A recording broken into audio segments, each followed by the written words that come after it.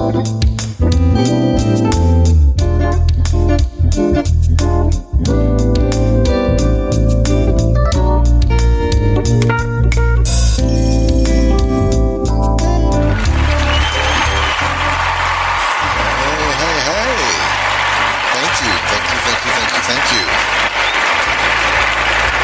always, I am Tony Reeves, and thank you for joining me again for another edition of Easy, but Not So Easy. Today, I want to talk to you a little bit about adapting to new technology. So let's take a second to set this up accordingly. The reality is that if you're in the work environment, you're going to be exposed to some new technology. It just is what it is. And the reality is that this new technology hopefully is being introduced to you a way to hopefully create a more efficient way of doing what you do. I can tell you, as someone who's been a part of new technology being introduced in at least a variety of different employment situations, there are some easy and not so easy parts of this process. So let's take a moment to talk about the easy, but the not so easy, starting with the easy. First, it can make what you do faster. Sometimes we get so set in our ways of doing things that we sometimes overlook that there are times where we can do what we do faster. But a lot of times we don't even realize what that actually means until we've actually been introduced to something that shows us how to do it faster. So one of the best things about being introduced to new technology is that it can tell you where, and hopefully the new technology will adapt for or adjust for various steps in your process that would basically causes you to have extra time.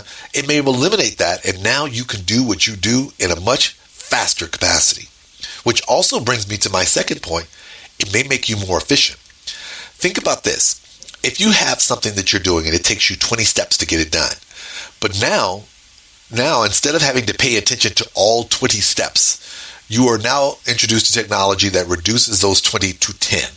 So in one, you have fewer steps to have to maintain and monitor in terms of whenever something goes wrong. But two, because you have fewer steps to basically evaluate, you spend less time having to evaluate those additional 10 steps that you had to do before. So now, in addition to being faster, you can be more efficient because if there's a problem, you have fewer steps to analyze and retrack in order to determine where something may or may not have went wrong. And third and finally, opportunities.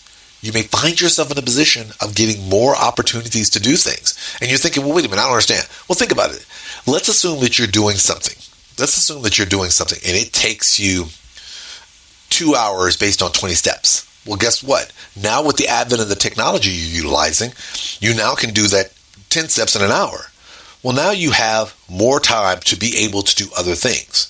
And that may be a benefit to you because being exposed to having the opportunity to do more things may create more opportunity for you to build on your skill set and demonstrate your ability to do other things based on the extra time that you have available to you.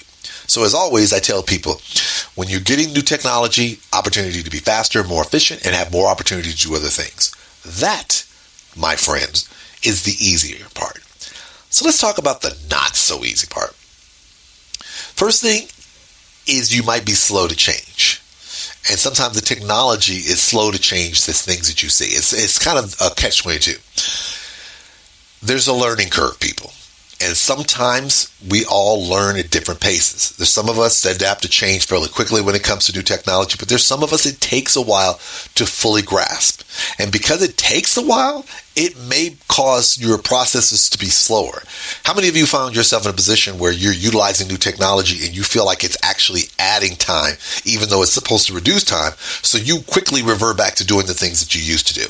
It's not that you're trying to be rebellious. It's just that you have not seen as of yet how this new technology is going to get you to where you need to be faster, because it feels like you're spending most of your time trying to work with the system and work with its parameters in such a way to do those things it's supposed to do, but it doesn't feel like it's doing that readily. So slow to change is the first thing.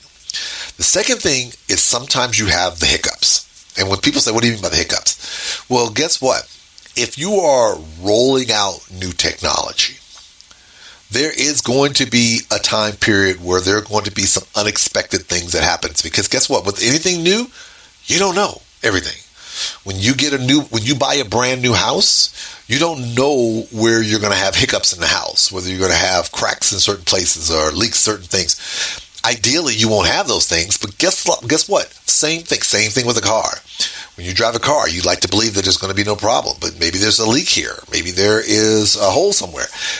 Those are things that tend to happen. And again, that's the thing that we often stress over, is that when we have a process that we think works great for us and all of a sudden you're dealing with something completely new, you may feel taken aback because this hiccup is now adding to your problems. Which then brings me to my third and to my final point. The old way of doing things may appear to be better. I cannot tell you the number of people who have aggressively and doggedly defended the fact that the way they did things before was better. They've convinced themselves of that.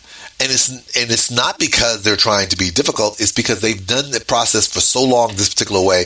They have figured out how to be as efficient as they can be within the scope of the way they've done things, that anything that comes in that causes a slow delay, anything that causes hiccups, anything that causes issues that were not present before, you may find yourself and you may find people who are utilizing the fact that under the old way we did things, all of those three things I just mentioned did not exist. You're telling me that this new process is going to be better, but at the end of the day, it's causing more problems. And let's be clear, sometimes they're right. Sometimes you may have to take that technology, address the issues that are presenting themselves, and reintroduce it once you've addressed them accordingly. But the problem, the not so easy part, is that if you're introducing technology and this technology is introduced in such a way that it looks like it's actually causing more problems as opposed to providing you solution, there's going to be those people who, instead of saying, let us adapt to these changes, let's fix these problems and trust the technology is going to get us to point A to point B, they are going to be the first ones to say, no, that technology does not work. Let's go back to doing it the way we used to do, because this is not working and it's probably not going to work anytime soon. So what does that mean for you in the long run? It's important for you to remember that change is coming, so just deal with it. With each advent of new technology, sometimes it rolls out a little slow, sometimes it rolls out quickly. You just need to be prepared for the reality that there is going to be some growing pains. There's going to be some resistance. And if you've been doing your job in such a way for such a long period of time, you may feel that you're in the best position to be able to determine whether something is or is not working. Recognize this. If the technology is being introduced in order to make what you do more efficient, and more importantly, make what you're doing more efficient, it is something that you should consider embracing. And because by you embracing it and integrating your experience with it, this can go a long way towards getting that technology into a place to help you in a way much faster than much later. All right, everybody, as always, thank you for tuning in. Hey, listen, I'm always looking for feedback so I can better improve my show, whether it be the music, whether it be how fast I'm talking, or whatever the case may be. Don't be shy. Let me know what you think.